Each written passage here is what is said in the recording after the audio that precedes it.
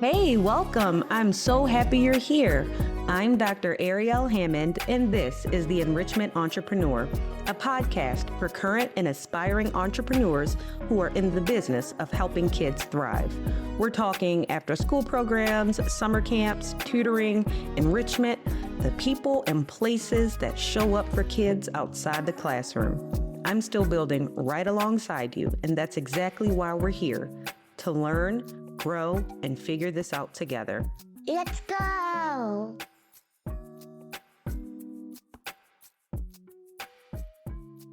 Hey everyone, welcome back. I'm your host, Arielle, and today I have a very special guest, Jessica Vorster. She is our program manager at Journey to STEAM, and she's also helping to build an amazing platform that's going to help us all out a lot. We'll talk about that later. So Jessica, can you tell us a bit more about yourself and how did you end up in the kids enrichment business? My goodness, a roundabout way for sure. I was in adult education for a long time, over a couple decades, and I ended up being the director of curriculum development for an online ESL brand. I designed all of our courses, and we did podcasts and a YouTube channel. We did some live events in Japan and New York and Boston. And after so long, I was like, I need to do something else besides ESL.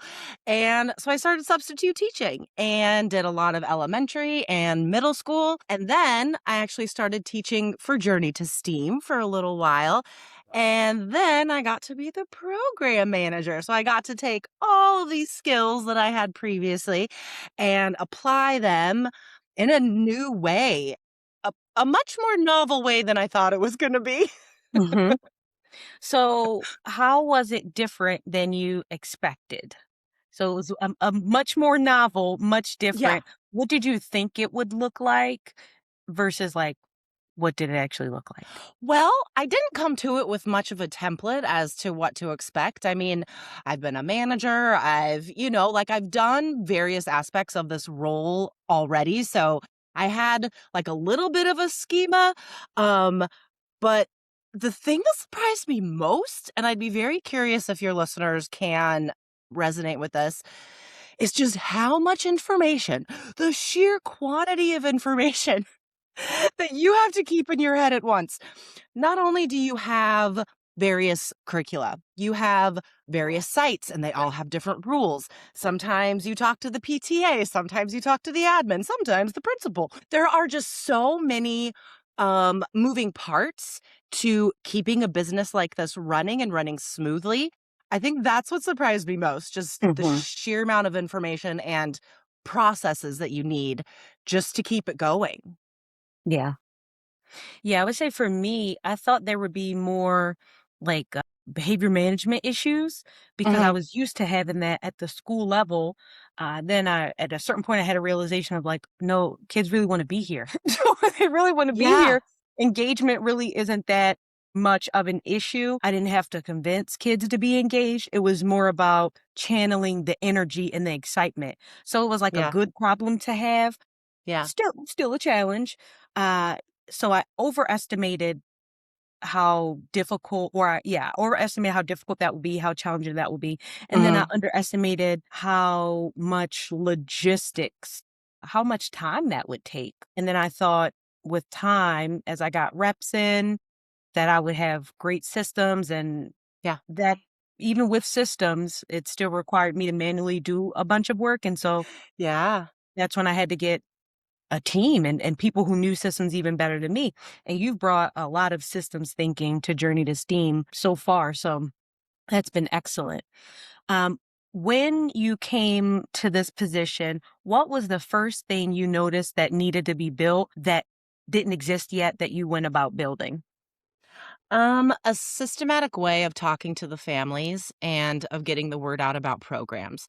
There were already some efforts. I mean, what I came into already had great bones, right? You guys had a lot of these ideas already. But I think what I needed to do was look for the things to exploit to be able to get more information to parents on a regular basis Mhm. in a way like at the right time, right? Yeah. So for example, like using a final recap email. Yeah, that's wonderful, right? But what should be in it? Like just to have it is one thing, but then Mhm. to think further on like what do I want this to do for families? So one thing is to like remind them how much their kids learned, so including the specific skills that their kids learned in that term, right? Letting parents know that, having like an engagement question that they could ask their kids, and then also including links for the next term or camps, right? Like Mhm. this is great, but it's almost over. Look at all the stuff your kid has learned. Come learn some more. Mhm. So just sort of systematizing the way we get the word out to families about terms and stuff like that, and finding ways to make that not manual. Yeah. Because, oh my goodness, sending sending like 30 schools different templates and stuff, that's, that takes like a Mhm. week. That takes forever. So figuring out, what email tool we needed and how to segment the lists and all that fun stuff. Yeah. I would say when I first started working with you, I realized the lack of like marketing, processes and structure within the business, and how much of the marketing efforts were all Yeah. manually intensive. And even just having a really good email list, owning Mhm. that, having that properly segmented out, or the ability to segment out by different information. It might be the age of the child, might Yeah. be the location where the child participated in the program, so Mhm. that the most appropriate marketing message can be sent to the most appropriate customer at the best time.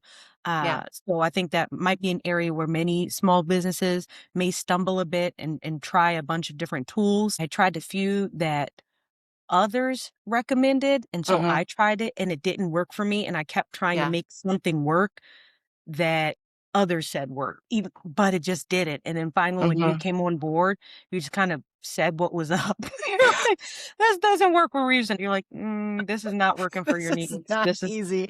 what did where are the messages?" And you're like, "What were you doing?" "Well, was it really?" Yeah, because it's not working for you. Like, sometimes you just have to recognize that. I mean, I think Yeah. especially being in a kids enrichment business, Mhm. our needs are so unique that when we Yeah. try to use very general tools, we can end up wasting quite a bit of money and time, both of Yeah. which are very scarce resources for us, trying to Totally. use tools that don't work for us. So now we know to do something different. Yeah, totally. I mean, even the solutions that I have found, to make things easier, um, none of them are right. Like none of them are made for us. Like I still have to spend hours customizing each platform to be like, okay, these are the fields that we need. These, you know what I mean? And like it Mhm. still takes forever to set up. Um, so that's why we're working on something new. So other people won't have to do that in the future. But yeah, like that's what takes the most time, right? Just Yes. trying to manually set up all these things that aren't working for you from the get-go. Yeah. Instructor support, that's an area I think you are so strong at and just naturally really good at supporting our staff. What is your approach to that, and what do you attribute that success to? Well, thank you for saying that.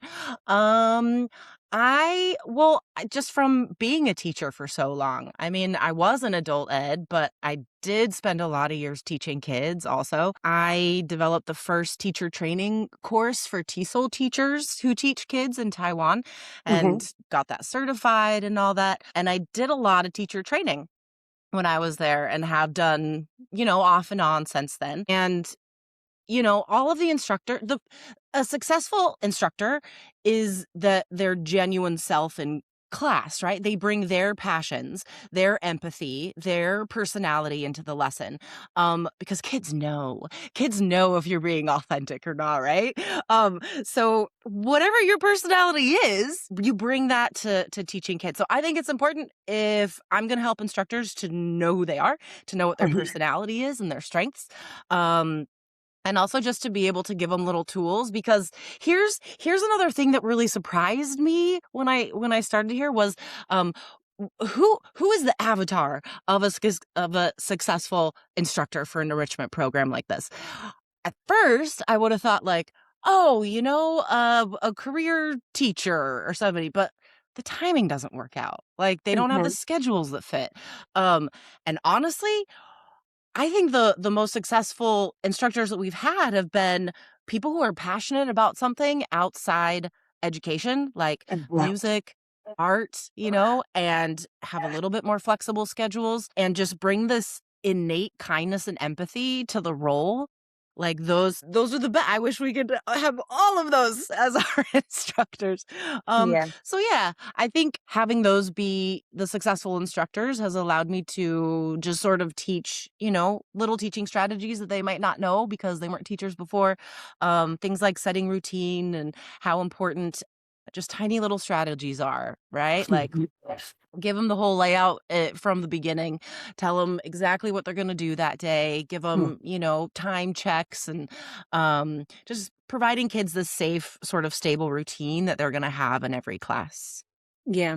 So for those who are maybe hiring their first instructors or taking that like first leap Hmm. into sharing their reputation, um, the workload, all of this stuff that they've built and they've been able to control directly by teaching their own programs. Now they're Hmm. about to add an instructor, or maybe they've added a few and maybe they're not able to get into the programs as much. What value do you see in observing programs on a regular basis? Um, and what do you notice happens when there isn't that ongoing observation and presence in the programs? Yeah, if you're gonna be a program manager or a owner program manager because you wear both hats, right?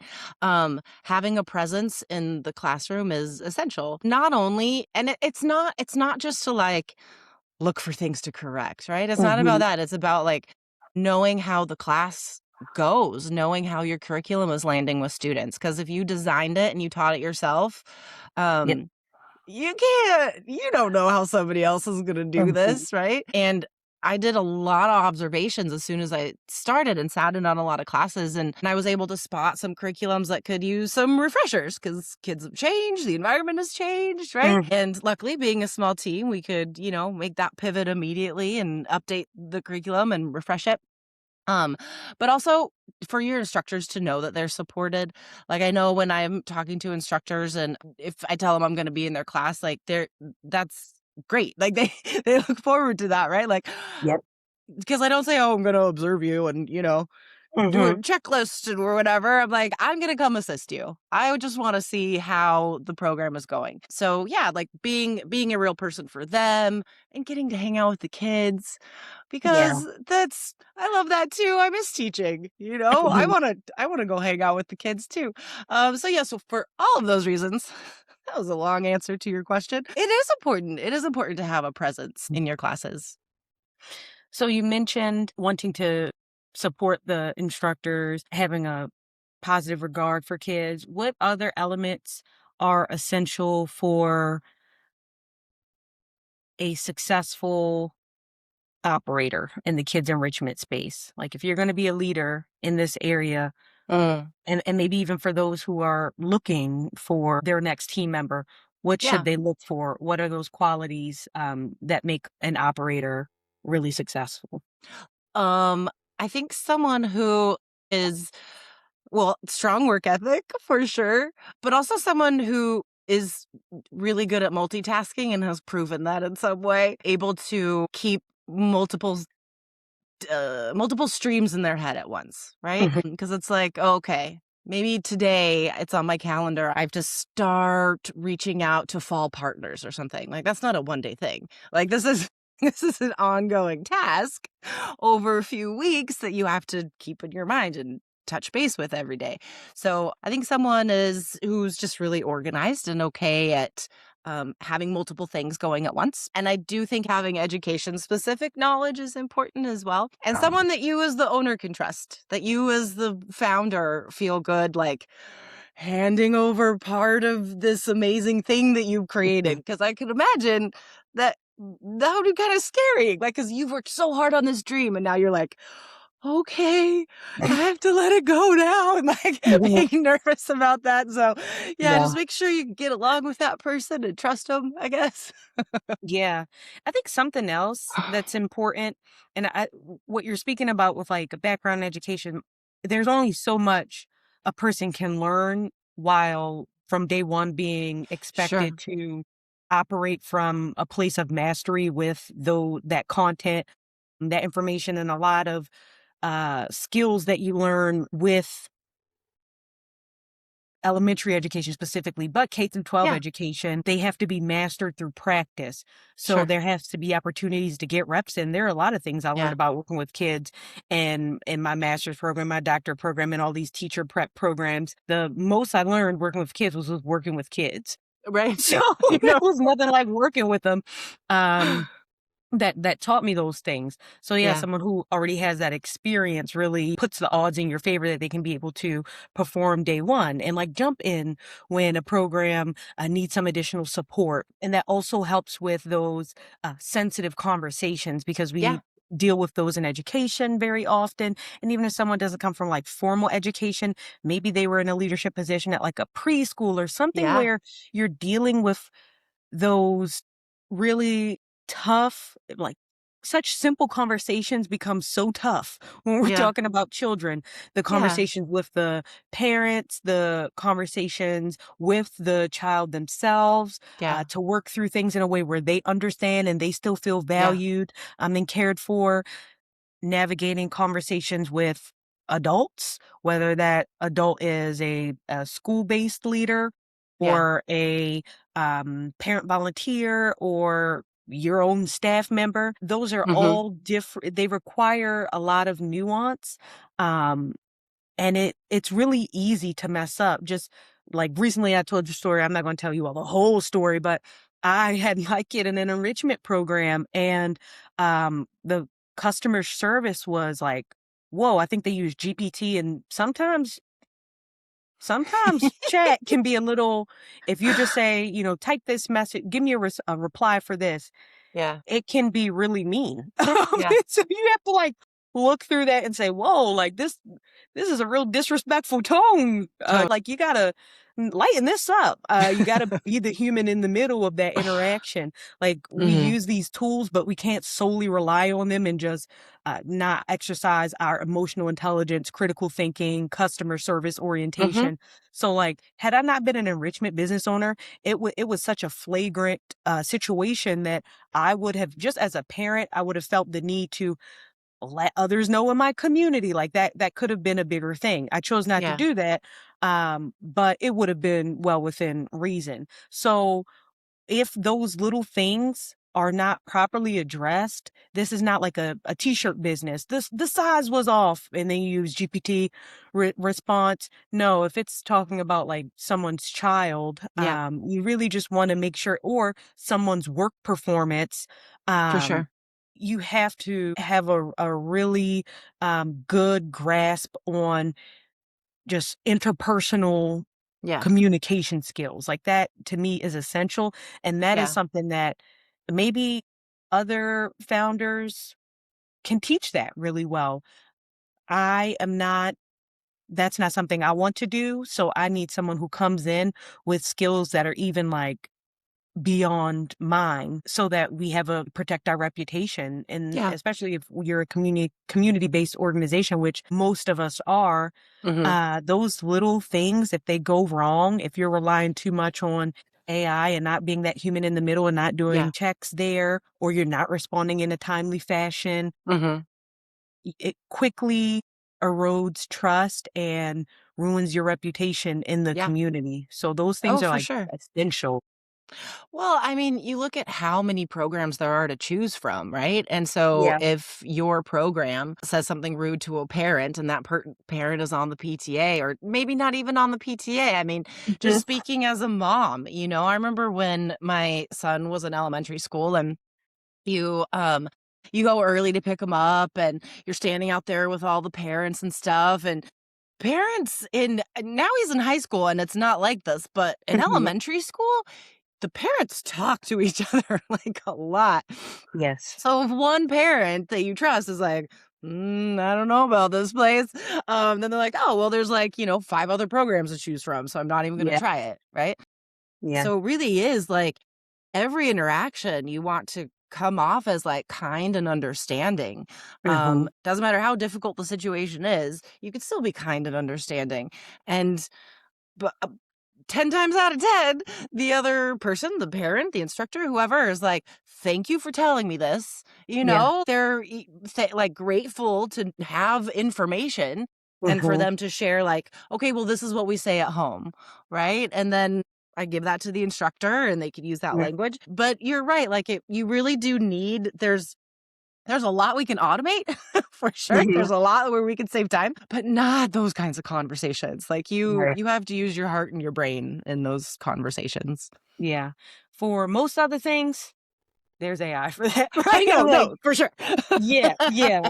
For 39 hours out of the 40, if that's your work week, you can automate a lot of that. But that 1 hour you want to hold sacred. So yeah. Yeah, totally. So what does a normal work week managing programs, what does that look like? What does the cadence look like? Mm. What does a Wednesday look like? Oh my goodness. Well, I You're can doing a lot of show things. you. This is my Yeah. calendar. Better than I can Um, tell you. I can tell you exactly what I'm going to be doing tomorrow. Um, I want to hire a new summer instructor, so I have to call this person to do a verbal reference check. We have a meeting with someone who's going to help us with our business, and that's like an hour, right? So you're going to have meetings with partners, with parents, with hiring instructors. I have to start doing the summer schedules, which means I have to map all the availability survey onto what summer Right. camps we have booked, alongside tracking summer enrollment to see which sites might need special attention if their numbers aren't looking up and maybe they start Mhm. soon. And then depending on that, I'll have to contact partners, right? Do you need some more flyers? Do you want me to send you some social graphics? Are there any in-person events that we can come to in the next couple weeks?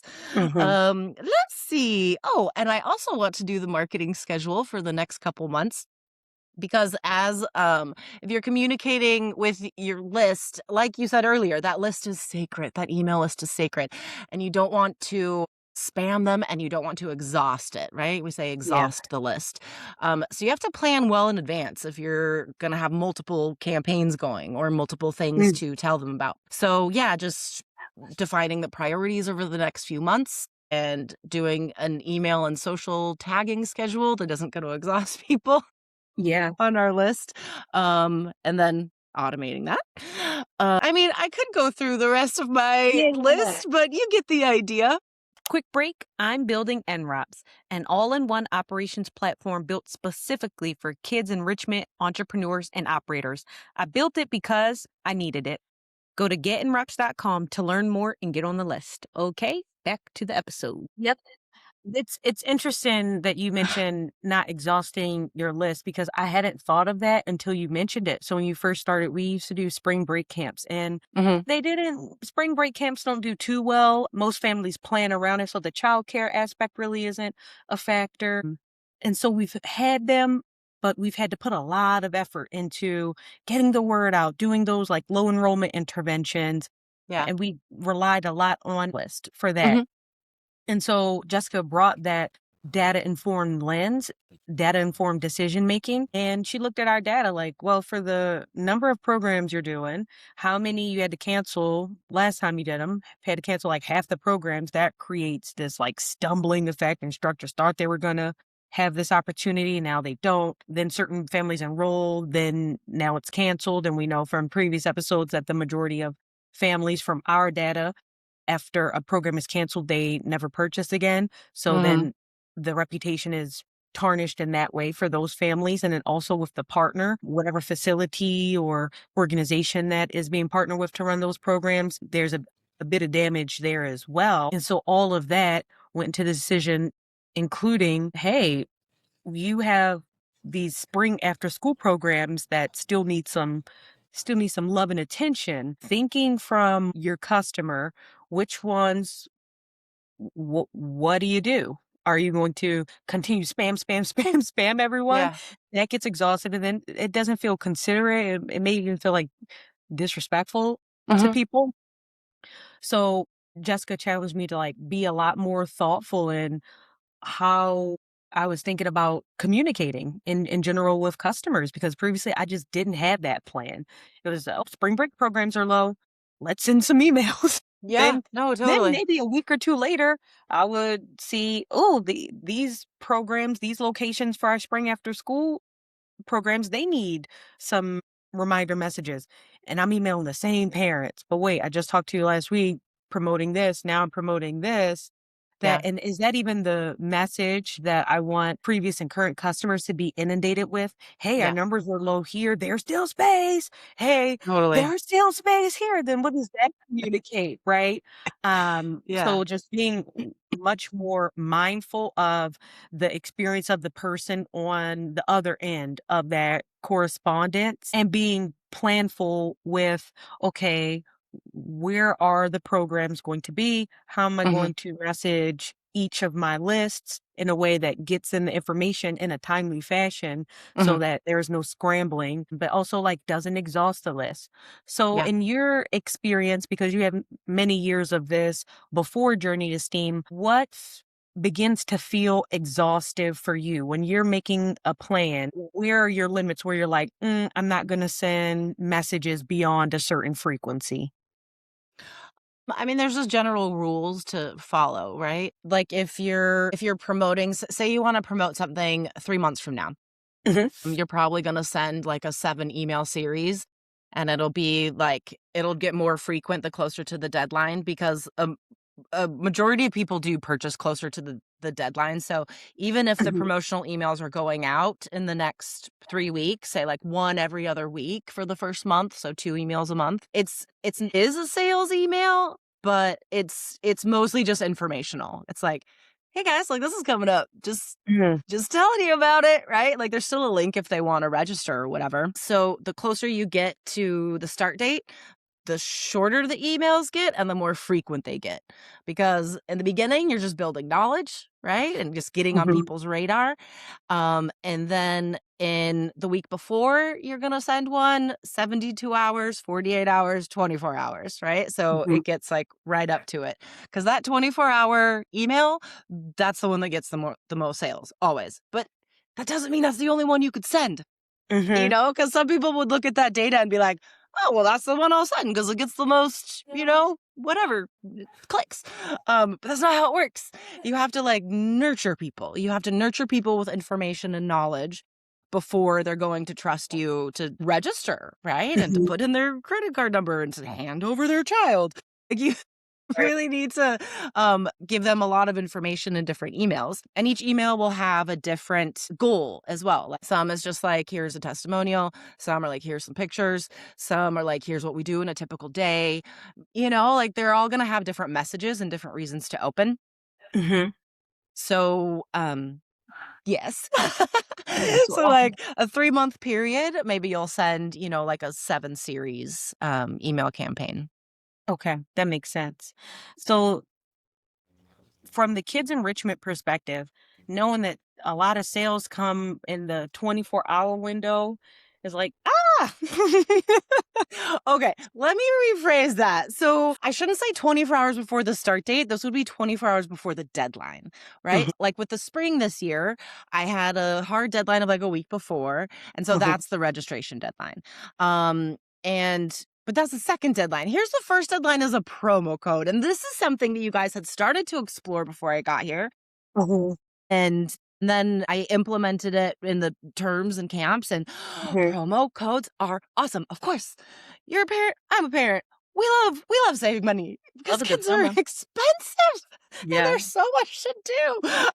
So you'll have like a nurturing campaign for the promo date, right? And the same Mhm, rules apply where it's like 48 hours and 24 hours before the promo deadline, you do those, and then you kind of start the process over again with another email campaign focusing on the skills and the benefits and stuff like that, but always with a registration deadline. And that has to be like really clear. So yeah, and in this industry, you cannot, well, hopefully you're not going to cancel 24 hours before. Parents wouldn't like that. Schools wouldn't like that. Nobody would like that. So Mhm. yeah, like a week before, right? Just try to give parents as much opportunity as they can to enroll, but also you have to have enough time to let the instructor know and the school and, all the stuff that has to happen if you have to cancel a program. Yeah. And so that's a practice that we now have. As you joined, there was a playbook, and a lot Mhm. of things were in the playbook, and a lot of things still need to be added to the playbook. Some things need to be updated in the playbook. Can you talk us through a moment when you had to make a call that the playbook didn't prepare you for? Um, Handling when instructors get sick Mhm. and how to find subs and how to do that. There wasn't anything in the playbook for that. I think probably because it's not something that happens all the time. It's not an ongoing thing, but it does happen. Happens every term, right? Yeah. Because life happens. So there was a learning curve in that. What are the options, right? What like how do I do this? So luckily I already had like a clear instructor schedule that I would reference a lot. So you just look for Mhm. people that already have the materials because that's a lesson I learned, right? Um, because you don't if I get somebody who's teaching Legos to sub for a robotics class, well, Mhm. now I need to get them all the robotics stuff before they sub, right? So there's all these layers to finding subs, which is just something I discovered as I did it and made mistakes Yeah. because that's how you learn. So yeah, that's something that I had to sort of come up with a process for Mhm. because that could be stressful. Yes. It can be. Okay, it is. I know it's moments like those where I'm like, "Why didn't I just start a chess business?" Like, basketball, I know. like, "Why This didn't I is just do that?" you know, But, I the was more you know, speaking future readiness. I was speaking to someone the other day talking about how, they had a 3D printer camp, and I was like, "Oh my gosh, I can't imagine trying to navigate those materials." Can Yeah. you ima that is Mhm. so much stuff to carry back Mhm. and forth. So, Yeah. see, could be harder. Yeah, exactly. Perspective. Okay. So we've talked through some of the challenges Mm. around, entering kids enrichment. What are the most enjoyable parts of working inside of this type of business? Honestly, the most enjoyable part is anytime I get to hang out with the kids because then you kind of see this is what all the work is for. That Mm, sounds so cheesy, but it's so true because it's like that's the easiest part. The easiest part is when I get to go hang out in a class or even teach it. Like that's the easiest part. yeah. Because teaching, like I've been teaching for so long and you just rock up and connect and like it's awesome. It's always so much fun. But being able to see like, okay, like this change I made in this curriculum 3 months ago or whatever, like this is why, like they're having so much fun. So that's the best part for sure. Just keeping that in mind that that's why we're here. We're here to help kids love to learn stuff. Like what better like purpose is Yeah. there? And I really like the creative challenge of it. I love the creative challenge of having all of these moving parts and figuring out how to best make them fit. Mhm. Being a small team helps you like you can be nimble, you could change stuff like that. And so being able to do that is really cool because you could change something in the moment and know okay, well, that problem's fixed. Like, here's Yeah. a whole new curriculum because the old one wasn't working anymore. Mhm. I think I've always loved education because of the creative aspect. I love creating curriculum and designing lessons and helping teachers figure out what they love to do in class. Mhm. Yeah, and honestly, I do like the marketing stuff. I like finding cool cute pictures of kids that instructors have sent in and Mhm. thinking of fun ways to describe stuff and making fun social media posts. I like that stuff too. So yeah, all the creative stuff I love. Yeah. I'd say for me, definitely like the joy of children is just it's a beautiful thing. And when I was in schools, they weren't always excited to learn all the time. Like, they loved their friends and their teacher Yeah. but, every lesson is just like, that's the day's routine. You do your reading, you do your math, you do your social studies, and not a lot of, like, yay moments or Mhm. even enough moments where they can, like, stand up and learn and, Yeah. work in groups Yeah. um, and I was just kinda sad. And so to be part of what I know to be best education practices for humans in general, but especially for children, they deserve it the most, Mhm. is just like a really beautiful thing because I know that it was sorely lacking. And I see kids who in school they've had difficulties and maybe their parents will come in and sit, the first day of a camper program and they flourish because Mhm. finally they're able to like move around or they're Yeah. part of a different group or they are really a huge like Lego enthusiast. So finally they're Yeah. doing like their thing where they feel super smart Yeah.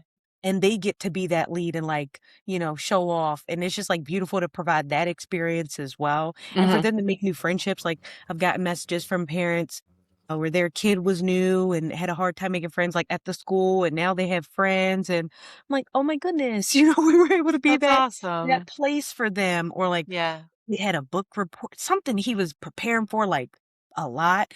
And him presenting because all of our curriculum has like collaboration and presentation components. And he was using that as an opportunity to feel prepared for his final report. Aw. And he wasn't nervous anymore because his mom was saying like he was really, really nervous leading up to it. So like just Yeah. stuff like that was, That's awesome. yeah, it just reminds me of like, this is what it's all for. It's Yeah. really a beautiful experience. Yeah. Just it's fun, like, it's fun Yeah. learning. It's fun for me to see, like, different little robots going around and us trying them out at my house. I'm like, "What are we doing here?" It's just like it's fun stuff. And I would say another thing that I really enjoy, like you said, is, like, how nimble we can be with solutions. That's how I naturally operate, like, "Hey, Mhm. see problem, solve problem." Yeah, me too.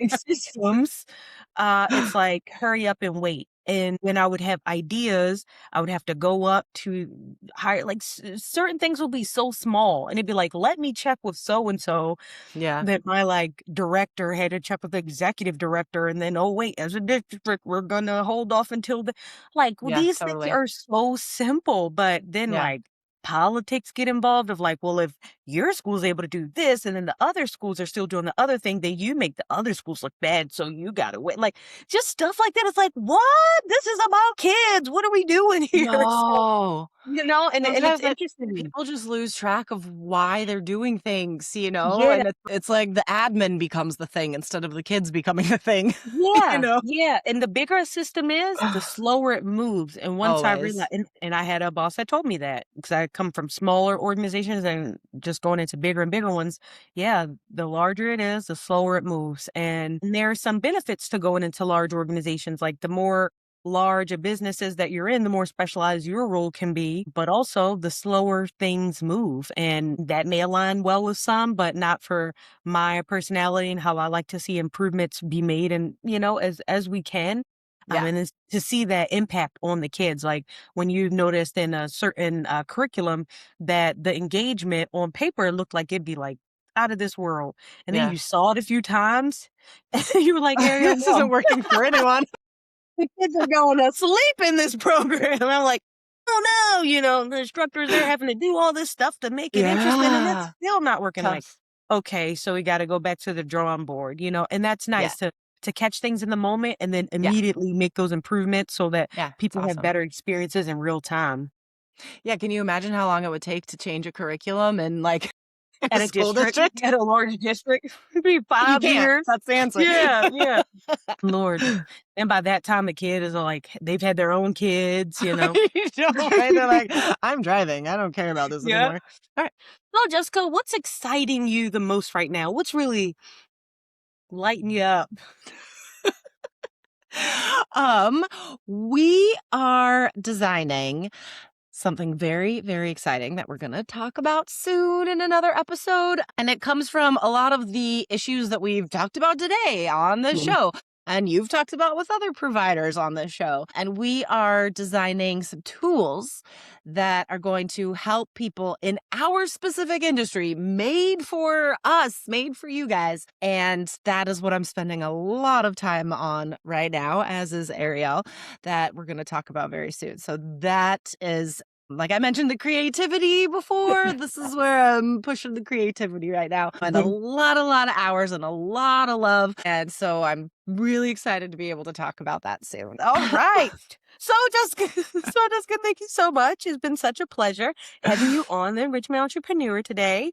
Thank My you. family listens, so I just want to give a special shout out to my mom, and my niece listens, and my nephew. Hi, and my Oh, sister. yay. Thanks for That's cute. listening, everyone back in Maryland. And thanks for everyone else listening in my household. That's great. And thank you so much, Jessica, for being a guest today. Really appreciate you. Anytime. And yeah, all right, we'll see you guys on the next one, and gals. All right, bye. And one more thing, remember, I'm building NROPS, finally, an all-in-one platform built specifically for kids enrichment, entrepreneurs, and operators. We're talking everything all in the same place. Finally, from scheduling to instructor management to partner and parent communication to onboarding and registration, all of it. I built it because we need it. So go to getenrops.com to get on the list. See you next episode. And that's a wrap. Know someone who needs to hear this episode? Share it, because Sharing is caring. if this episode earned it, give us all the stars in a review on whatever platform you're listening on, because it helps other enrichment entrepreneurs find this show. Until next time, keep learning, keep building.